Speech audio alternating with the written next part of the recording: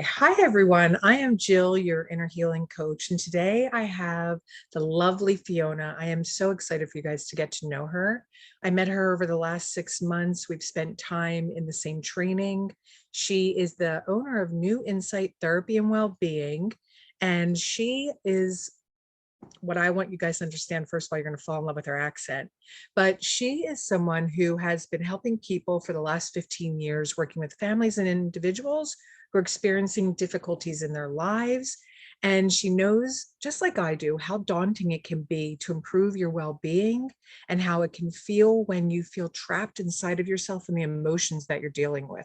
So today we're going to have a discussion about what brought us here and exactly what she wants to share with you today. I'm going to ask her some questions and we're going to dive right into it. So Fiona, why don't you tell them a little bit about yourself? Welcome. Welcome. Thank you so much, Jill.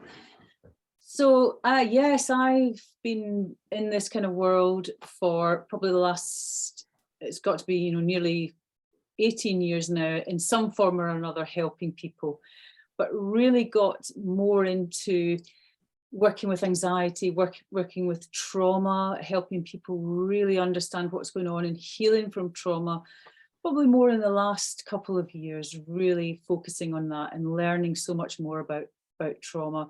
And obviously that's how we met, going down that path. I've experienced bouts of severe anxiety, panic attacks, depression. And what really started me off on this path was having a son who's 24 now, but he was born with cerebral palsy.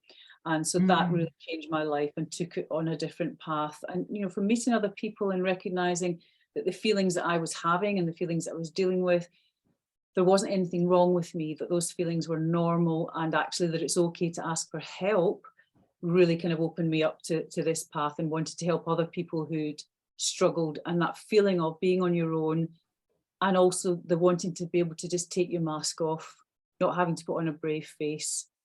So to really cut a long story short, that's what's taken me to here, to help as many people as possible to recognize that when they are really struggling, when they are hurting, when life feels like they're going through treacle, is that actually it's not their fault. It's not because they're broken or that they're different from anyone else, but actually they're going through a human experience, and it's what to be expected from what they've gone through, and helping them acknowledge and really having compassion for what they have been through. And that's why they're finding things difficult and feeling they want to shut off and like they just can't cope anymore.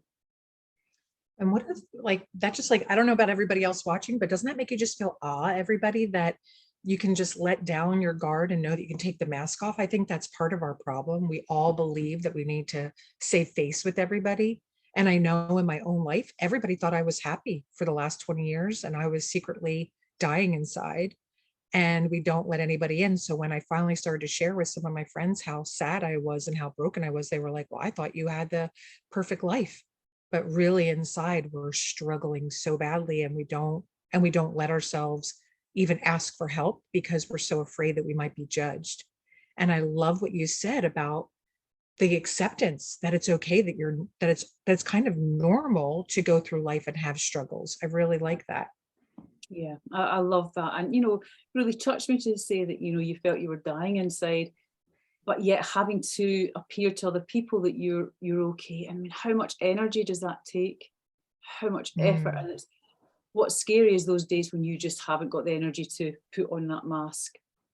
And, really that's what I thought was, it's so sad that we put that pressure on ourselves, that for some reason we think we have to kind of compete with other people as opposed to collaborate in a very human and compassionate way. And this is one of my real missions, is to help people feel that it's okay to show that they're struggling. I Mhm. know, and people watching this will know that sometimes that's not safe. Sometimes the people around us, unfortunately, will not have compassion for that. But it's about recognizing that even if you are stuck and you're not in a safe place, is that actually it's not because there's something wrong with you. It's because you just haven't necessarily got the people around you where you can be vulnerable. And the clients that I work with, and I'm sure you can relate to this, is one of the biggest reliefs that they get, even just early on, is recognizing that I'm not judging them for having those feelings and those experiences. I'm sitting there going, yes, no wonder you're feeling like that. That is what I would expect. And it's all right.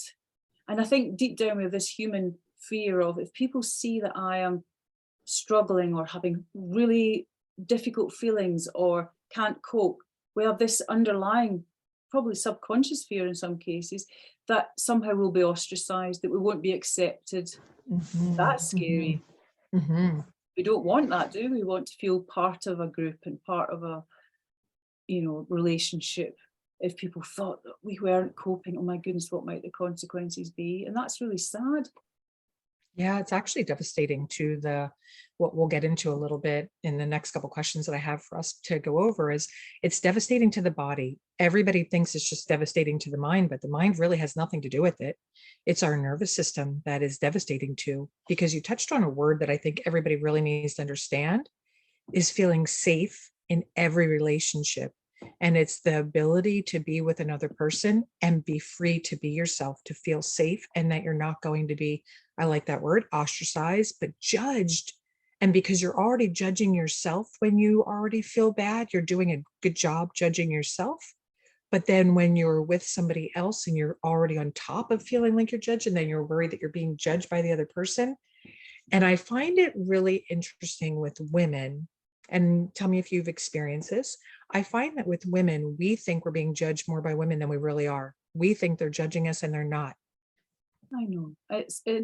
Unfortunately, depending on the circumstances we've been brought up in, or the people that the work environment we're in, the family environment we're in, we might not be surrounded by compassionate people.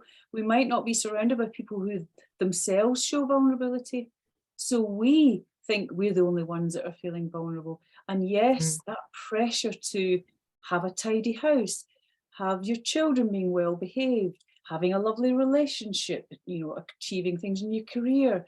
And there's this feeling of, well, she can do it, why can't I do it?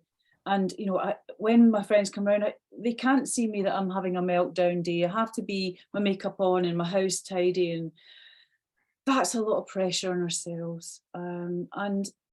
I've got to a stage where I don't necessarily feel I have to be like that, but that's taken a lot of work and, really creating the right kind of relationships where I can feel it's okay to just be real. But not everybody's got to that place. Not everyone is in a situation where they feel that they can. It might be their own mother, it might be their mother-in-law, it might be a friend who's very judgmental.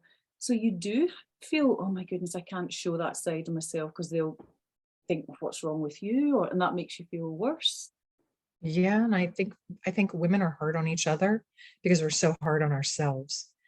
And what I have found, for years, I thought that something was wrong with me because I never liked to be in a big group.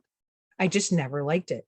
And now I know from the trauma work that we've done and the training that we've had that, no, that's actually a normal reaction to a nervous system that says, hey, this is not safe. This is just not safe. And that's why I would always have those reactions. So for a long time, I would beat myself up from my natural reaction that my body was having. And then I would mentally beat myself up the whole time. Jill, why can't you just be normal? Why can't you just feel safe in this environment? Why don't you like to go places? Everybody else is out and looks normal and you feel bad about yourself. And the internal dialogue that I would do, what did it do? Told my nervous system that it was right to feel that way because, and how many women feel this way that actually aren't really, they think they're an introvert, but they're not really an introvert. They're uncomfortable in their own skin to be with other people. So then they force themselves to be introverted because they think that's what's safe. I know. And how confusing is that? If we don't understand all that, we don't understand that process or why, then how can we have compassion for ourselves? So we keep pushing ourselves into situations where, well, I just have to get on with it. I just have to bear this. But the more people, with you doing, great interviews like this and getting that message out there, is the more people understand what's happening inside them, what's happening in the body, why do they act like that? Then people hopefully will have a bit more compassion and not beat themselves up. Because if you're already in a difficult situation, say in an abusive relationship, or you're grieving, or you've got toxic colleagues at work, or whatever it is that's causing you to have distress, wouldn't it be helpful to not also put the extra pressure that we put on ourselves on top of that? Yeah, Because because what we don't learn, as both of us understand the childhood trauma and how that carries into our bodies. And because most of us did not have, I would say that 99% of the population did not have parents that were able to teach the children the four core things, right? I'm good enough, I'm lovable, I'm worthy, and I'm important. And because children perceived whatever it was as a child, those feelings that get carried on through teen years and 20s, that we as women, because we put such high expectations on ourselves and so much pressure to be something or achieve something, whether it's just in our motherhood, and boy, are we hard on each other in motherhood, right? Especially with social media and the competition there. My goodness. I'm so glad I'm not a young mom anymore, because that oh, would I have just, know. that would have made me mad. And I don't Yes. mean mad angry. I mean, I would have felt bad about myself. Yes, with all the pressure. Yeah. Can you imagine the anxiety that the young women have now today to be Oh, the perfect mother on Instagram and to I've be thought the of that perfect so Pinterest? much, Jill, so much. I think, my goodness, it was bad enough when I didn't have all these Insta perfect, images to live up to. Yeah, I can't imagine that. I think that would have made me even more depressed than I was when I was a new mum and scared. Oh, it would have torn me to pieces, because I already was struggling enough. And what I now know, and I want this, like, ladies, I really want you guys to hear what we're saying. Every single time that you were struggling as a mom, what you don't understand is that your childhood was triggering you in your adult self. And that trigger that you were getting as an adult, because you didn't get that healed and you didn't have the understanding and the trauma informed lens to be able to love yourself, to really do the work. That's why Fiona and I do our work, is to help you see that you really, there was nothing wrong with you when you were really struggling as a young mom. There was nothing wrong with you when you were struggling as a wife, when your kids became teens, and there was really nothing wrong with you. It's just that your body was being triggered and feeling what? Unsafe in the situation, even though you're the adult. And until we have compassion for that, we do what? We're hard on ourselves. We judge ourselves. We judge and we point the finger at other women, when we should just be opening our arms and saying, hey, it takes a village. How can I love you? Yes. And we do, we need so much support. And I was only talking about this today with a friend about what a massive change it is as a mum to then give birth to this other being that you have to keep alive. I mean, my goodness, there's just no one can prepare you for it. But Mm-mm. we are expected for the baby to sleep through the night, to still be able to do the housework, to still be able to, allow visitors in, and then actually it's a massive shock to us. Never mind what the birth might have been like, or the pregnancy, or the Yes. quality of our relationship if we're in one, all those factors. But yet we don't get warned. I don't know why, about what a roller coaster it is having a new baby. And actually, there's no right or wrong way. It is just, you're just thrown into chaos. We're not really prepared for that, are we? And so, No. like you say, our own fears about our own capacity and capability get brought up, and that I'm not good enough. Yeah. My goodness, that was massive for me. See, I can't Hmm. do this. Baby keeps crying because I'm not a good mum. This baby Hmm. keeps crying because I'm doing it wrong. Hmm. That Hmm. really was massive for me. Oh, I was traumatized from motherhood. Like, I'm really, like, I just did a mother wound video 2 weeks ago, and I did a father wound video the other day. And my mother wound was so strong that it really, I didn't know. Okay, so it's taken me all these years. I'm 54. It's taken I me get to this year. It's taken to me this year to understand what my mom actually really did to me. But I have compassion. I mean, she's been deceased, it'll be 6 years next week. But I have compassion through our trauma lens to be able to say, wow, look what her parents did to her. And when she had to step into motherhood, what it did to her. and how it tore her apart inside to have to be something that she probably never wanted to be. I don't know if she ever wanted to be a mom. And, she was forced into these things, and she had so much negative experience with her own parents that she was not able to do it. She just couldn't do it. And then it's interesting, when we did the brain spotting and we were able to learn about what the brain does with the trauma and how the neural tubes go back to the brain. And we think about, what did it do to my mom? Because she ended up having bipolar disorder. She was diagnosed with bipolar later in life, like I think in her 40s. Well, then she ended up having early onset of Parkinson's disease, and her head would shake and her hand would shake, and she struggled to be able to feed herself. And only through that brain spotting was I able to have that aha moment. Like literally, it was like everything opened up to me, that I was able to understand why that happened to her brain. Because the trauma was so great in the body that it chemically affected the health of the brain. My goodness. And yeah, how massive is that to be able to understand that? And we really are only beginning to understand how trauma affects our body and how we can heal from it. That what you're trying to do in this, which is great, is help people understand the impact of things that we might not even remember from childhood, things that happened to our mothers, that happened to our grandmothers, and it's passed down through the generations. We're actually starting to have respect and acknowledgement for that. Yeah. Things that we think, well, why am I struggling? Because actually I can't remember anything. A lot of people can't remember anything specifically abusive or traumatic from childhood, but that doesn't mean to say that there's not trauma held in the body. We don't really have enough vocabulary at the moment for the nuances of trauma. It's just one word at the moment that encompasses all kinds of things that have happened to us. So out in the general world, trauma really just means big things like, you've been attacked, or you've lost a parent, or, abuse, you've been in a war. But actually, we know now that actually there's so many things that cause trauma in our body, just due to maybe a lack of things, a lack of attunement, a lack of somebody supportive being there. The Yes, the safety emotions, for a child. Yeah. the emotions of the main caregiver over a long period, if they're not healthy, if they're not calm in their nervous system, that impacts the baby and the child.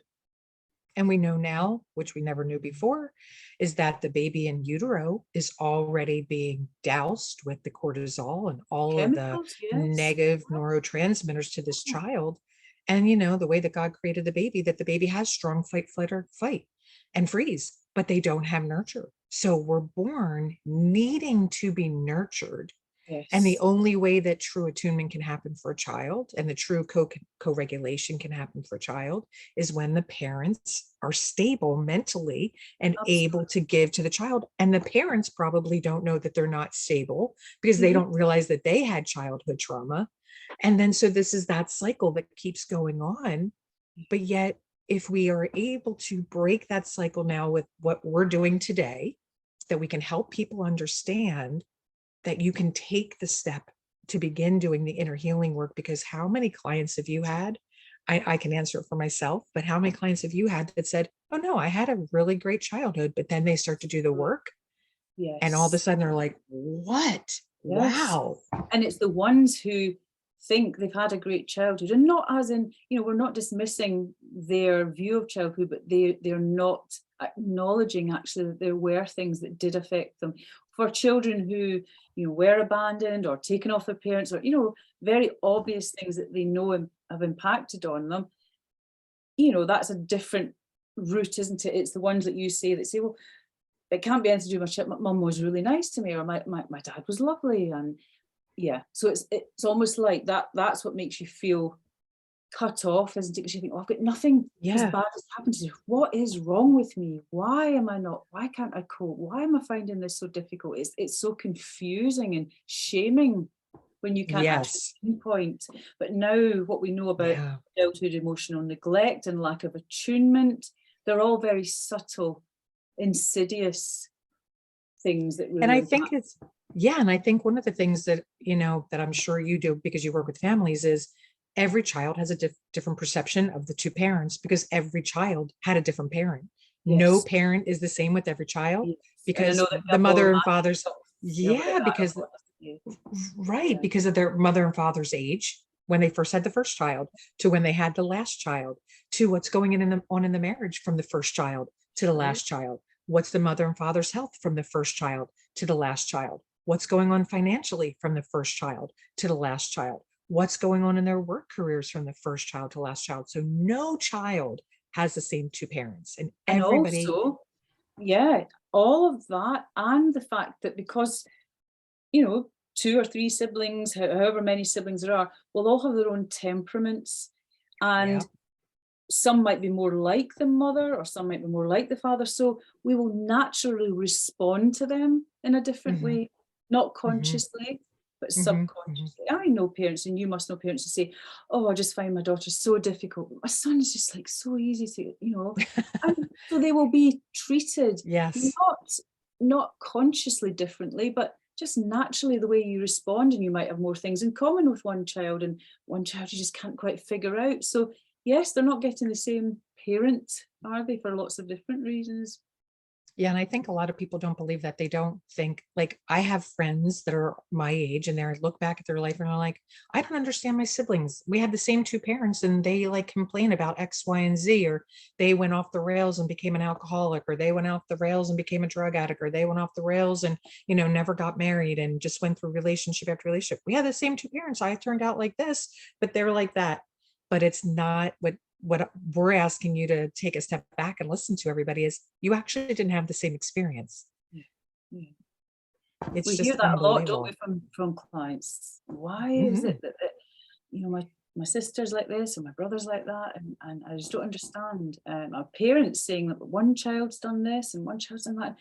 I don't understand what I did. What did I do wrong? What did I do wrong? And it is confusing because there's so many gaps and pieces of the puzzle missing that Yeah, we and I don't. think for a lot of women, one of the things that they don't recognize is that we turn into people pleasers depending on the relationship with our parents. And like some women will say to me, some of my clients will say, my sister didn't do this, and I was the one who took care of my parents when they were dying, or when my parents were sick, or I did X, Y, and Z when my parents were struggling financially, or I was the caregiver and none of my other siblings stepped up, and I'm the one who's always running the errands and everything else. And it makes me question. If they're not my client, I don't question anything, but it makes me question inside what happened that they took that role, Yeah. and what are they trying to fill inside of themselves that they are trying to still get from their parents today in their 50s, 60s, 70s that Absolutely. they didn't get when they were a child. Yeah. And I have clients of all ages. My oldest client at the moment's in their 80s, but it doesn't matter what decade you're in, you'll still have those same questions. Yeah. It's still a mystery. Some people don't even start having therapy or coaching until very late on in life, but it's never too late because you can always learn something, you can always heal from something. Um, because these are human questions. We all will come into contact with people and ourselves who will have those kind of questions. Why did this happen, and why did I have that role, and why was I given that role? Um, yeah, it's we just realize that we develop into this pattern and we don't know when it started necessarily. What do you feel that people are most misconstrued about abuse, loss, trauma? What do you see that people really just don't understand in your practice, that they're just so surprised once you start to explain to them? Yes. So what often happens is that people become dissociated. In other words, they've, for some reason, maybe forgotten things that have happened. Mhm. So actually, when we start to peel back the layers in whatever way we do that as therapists, it uncovers memories, or maybe helping clients see things from a different perspective that they just did not remember or acknowledge that had an effect on them.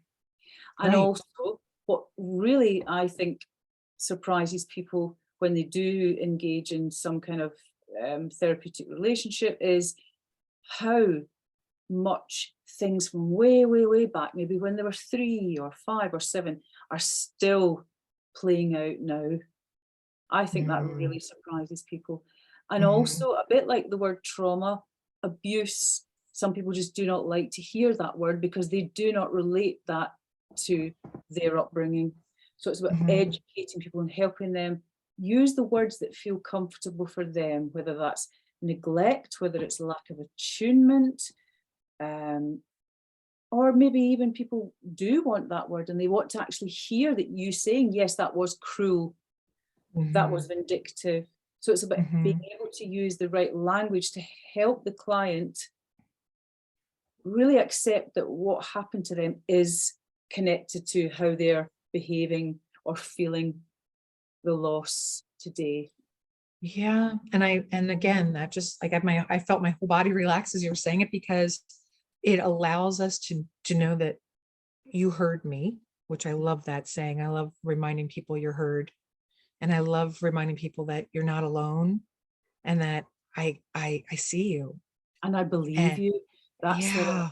some people just Ugh, think you probably hear this a lot, Jill, is you're going to think I'm really silly, or maybe I'm I'm imagining, crazy. maybe I'm overreacting, but this is what Uh-huh. happened. And for someone to sit there and go, I believe you.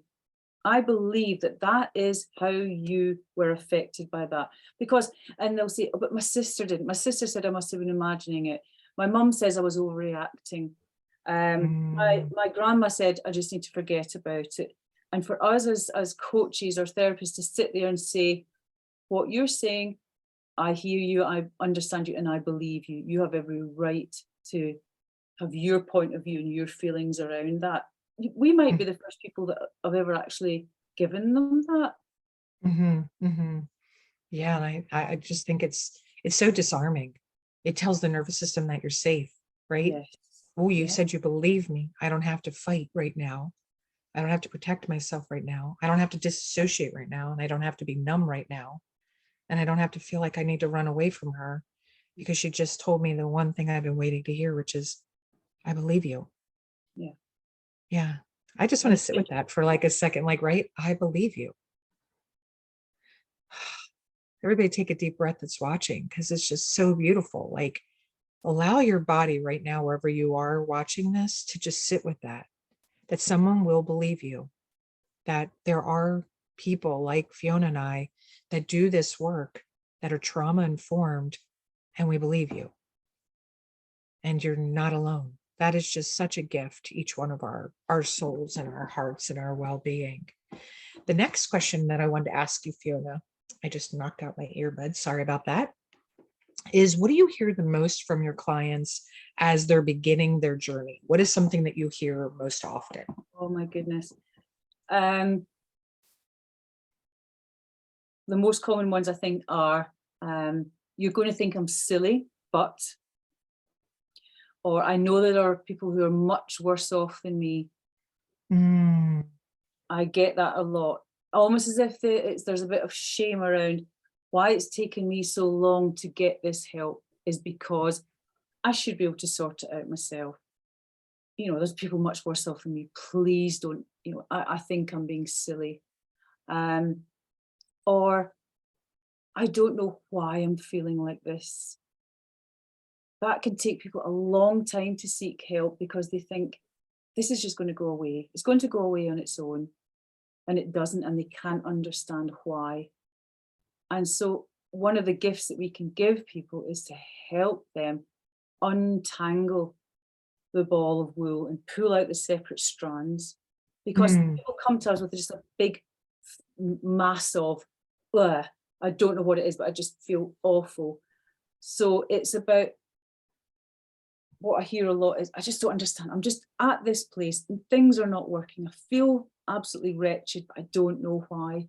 And what we're able to do is pull out, this isn't just you've had a divorce.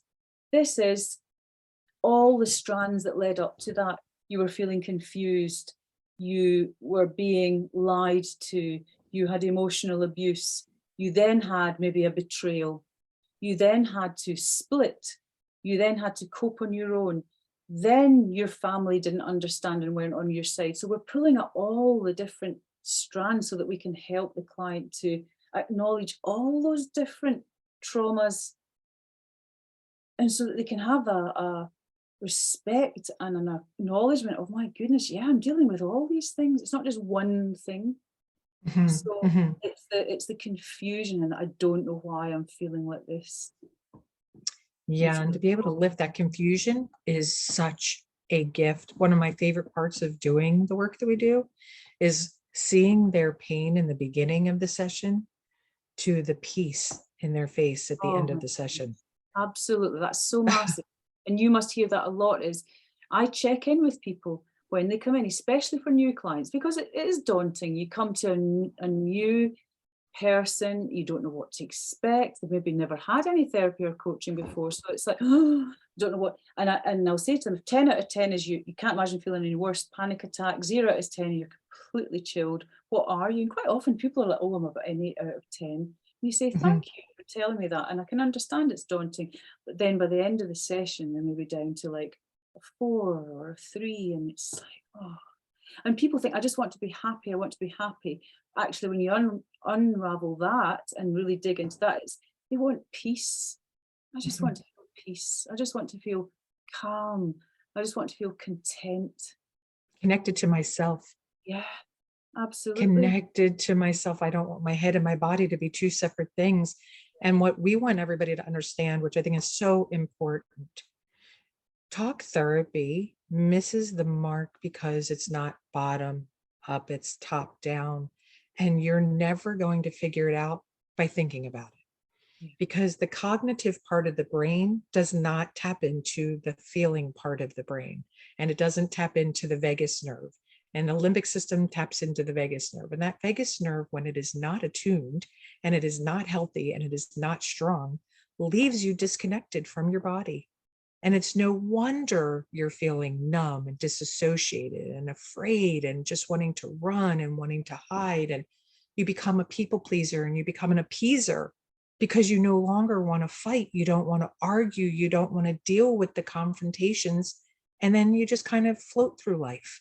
And you think, if I just keep floating through life, I'll just get to the end of life. Yes. Yeah. But then that was no, you're not really living. No, no. You're just existing. And people are Yeah. aware of that on some level. It's like this should be better. This could be better, but I don't know how to make it better. And that's sad. That's sad that some people might never check out, how can I make this, how can I feel different? How can I feel more? Mm-hmm, mm-hmm. And just feel safe in your own body. Forget about what your relationships are going to be like, everybody. Just for you. When you begin to do the work for yourself, it's the gift you're going to give to every relationship, but it's even more about the gift that you give to yourselves. And we as women are so mean to ourselves about self-care.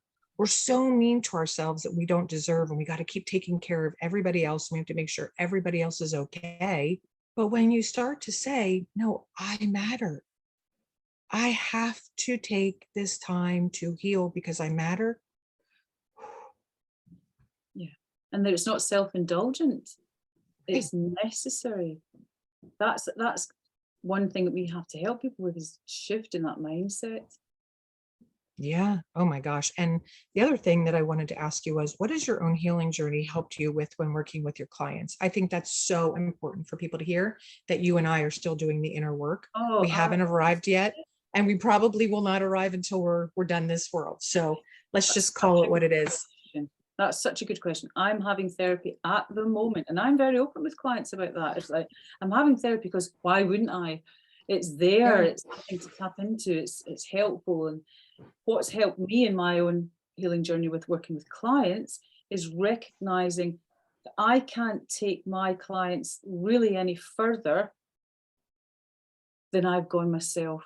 And because that's Mm-hmm. very Mm-hmm. subconscious, I'm not Mm-hmm. going to be able to help a client take themselves to somewhere that I don't feel safe in myself, or I don't feel good enough. So I've been doing very recently some inner child healing, because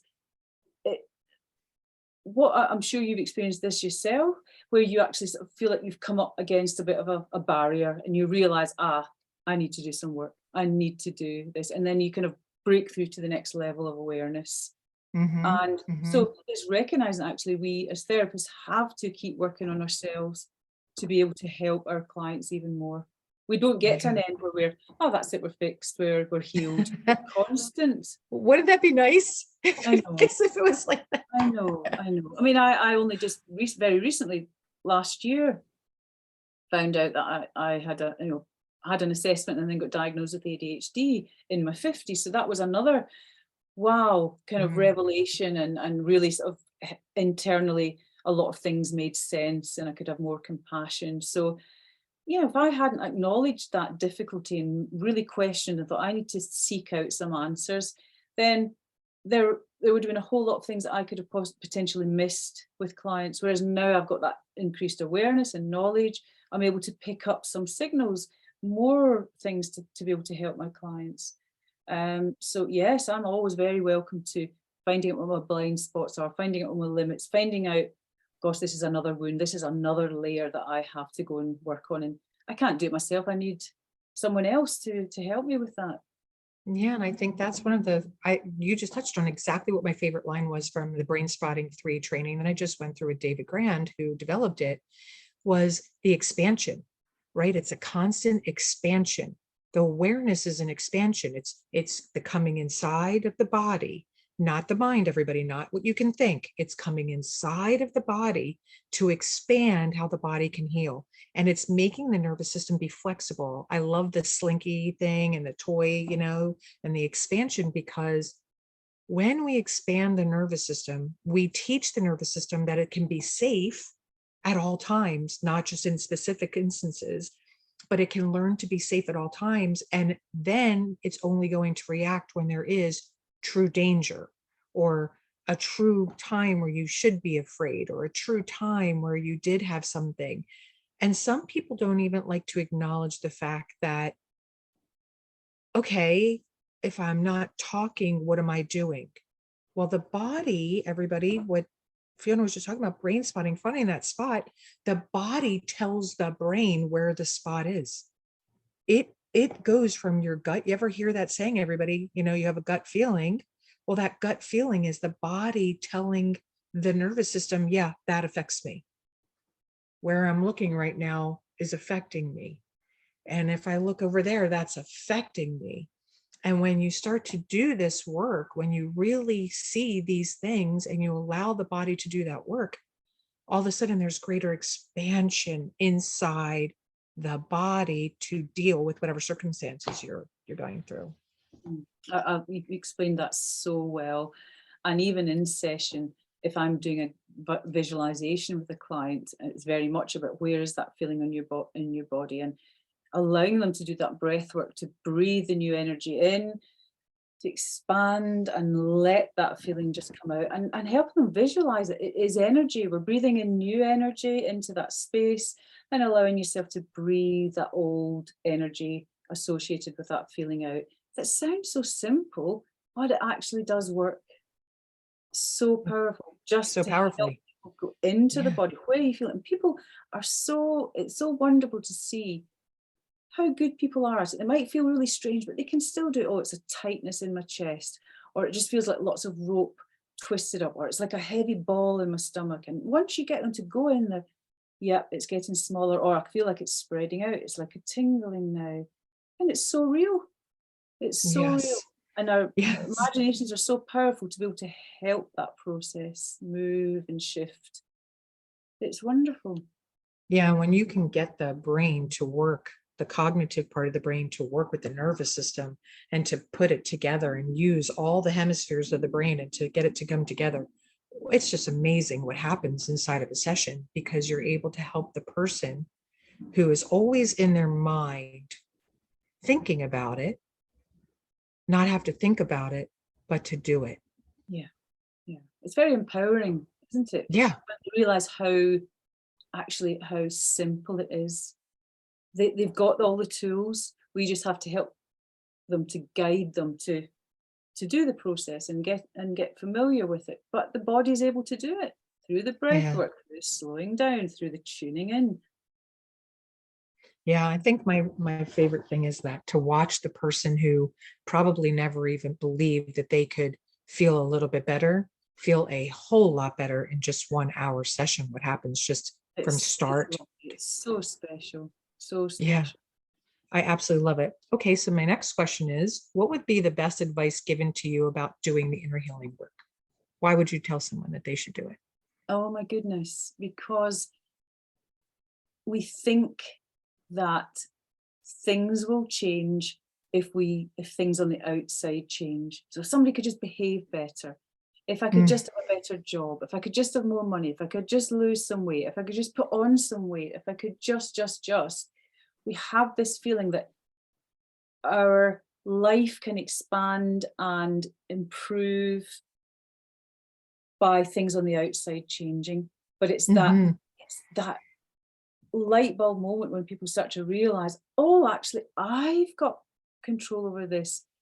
It's what I do on the inside. It's healing those inner wounds will allow me to take myself to the next level, will allow me to feel safer in relationships, will allow me to choose relationships where I know that the respect and love reciprocated.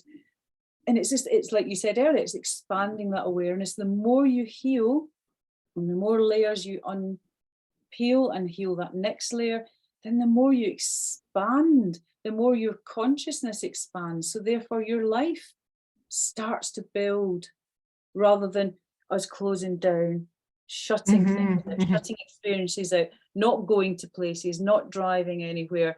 Oh, I'll just not bother going to see that person. But our lives expand the more we do the healing. And it's so transformational. It's really beautiful. Just yeah, I'm loving being on the other side, just listening to you because I like hearing someone else's perspective because I know how I feel inside from saying yes to doing this work and what it's done for me. But to hear someone else talk about it is such a beautiful thing. And that's why I wanted to do these interviews. So first of all, to introduce people to other people who are doing it so that they could hear another perspective of it and that they could really start to um, grasp the power of Yeah. doing inner healing work. And it's not just and we also have a very negative thought process around therapy. Like I've heard people say, well, that's just for crazy people, or Ah, that's for people who people are that are really just messed up. struggling. Yeah. Yeah, that's just for the just the messed up people. That's for this person, blah, blah, blah, blah, blah. Well, we're here to tell you that it's not that because you're not going to come and just talk, talk, talk, talk, talk, talk, talk. Because our job in how we've been trained is to take the nervous system's electrified, activated um, intensity and to be able to tell that part of your body that it can now relax so that then through the cognitive piece, you're able to no longer traumatize yourself. Yeah. And as I was listening to a friend today tell me all the things that happened in their life, I was like, okay, after today, I don't even want you to talk about that anymore. Not because it's wrong, but because at the moment until you do the work, it's going to keep traumatizing your Yeah. body. And how many people, I can only speak for myself. I've gone to therapy many times throughout my life, and Mm, I left in worse shape than when I went in. yeah. I can understand that. And this is what I would want to say to people that are watching is if you go to a therapist or a coach, whatever person you feel drawn to at that particular time, and they don't you don't get from them what you want or what you expect. Don't give up. You haven't failed. You Oh, have to so keep true. trying. Just Yes. keep trying. Don't give up. And don't think, well, I Mhm. went to therapy and it didn't really work, so I'm not going to do it again. The number of people that I meet who I think, oh, they could really do with some help, just a different perspective, or somebody whose job it is to do this, but they think, oh, what's the point? What difference is it going to make? It's not going to bring the person who's died back. It's not going to change the circumstances. So there's a feeling of pointlessness That's a or good one. hopelessness. Yeah. Mhm. Actually, if you get somebody you really resonate with and really are in attunement with, it is life changing. Mhm. People have fed back, it's the best thing I've ever done. It's the best money I've ever spent. You've taken me from zero to hero. All these kind of things. I feel transformed. So it does work if you can get the right person at the right time. And then you maybe have a bit of consolidating. And then you maybe go on to find somebody else who works in a different way. It's a lifelong process. Yes, that's right. That's right. And the other part that I think is important, because you just touched on something. Well, it didn't work before, so it's not going to work now. Well, we've learned a heck of a lot in the last 20 years of the human body. That's why you're hearing about trauma informed everywhere. And the other part is that it's never too late to try Yeah. again. Oh, It's absolutely. never too late, Yeah. right?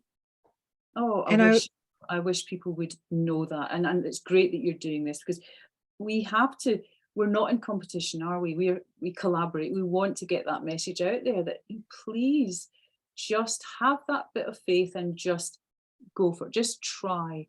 And I say, you know, if it doesn't work, try again with someone else. Because when you get that right person, you will expand, you will have more awareness, you will heal, and things will start to make sense. Things will click into place. You'll feel more empowered. You'll feel calmer, feel more mhm, hope. mhm, mhm, mhm, mhm.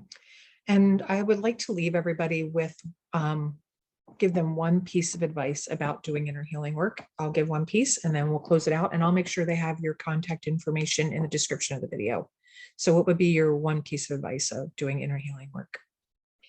It would be that if you decide to do this, to work with somebody like me or with Jill, is to go into it wholeheartedly. Mm, Really commit to it wholeheartedly. It's not going to just be 1 hour and then you switch off and then you go back 1 hour the next week. It's a process. Think of it like you would be training for a marathon. You wouldn't just go for one run a week. It's about, I'm willing to really change my habits, really look at myself with courage and with honesty, and start to allow myself to, it's almost like you have to crack open to then heal and start again. So it's about being prepared for that. Be committed to it mhm, wholeheartedly, because mhm. it's a transformation. And you know, it's about really get prepared for that. Yeah, I think that's a really good one. I would tell everybody to just be prepared to feel so you can heal. I think it's my one of my taglines for myself, for what I say to everybody. And feeling is not probably going to feel good at Yeah. first. You may not feel good at first, but Yes. that's okay, because as you do the cracking open and you release, and I've heard this said to me many times, the only way to heal thyself is to know thyself. Yes. Yeah. And the only way to transform myself is to know myself.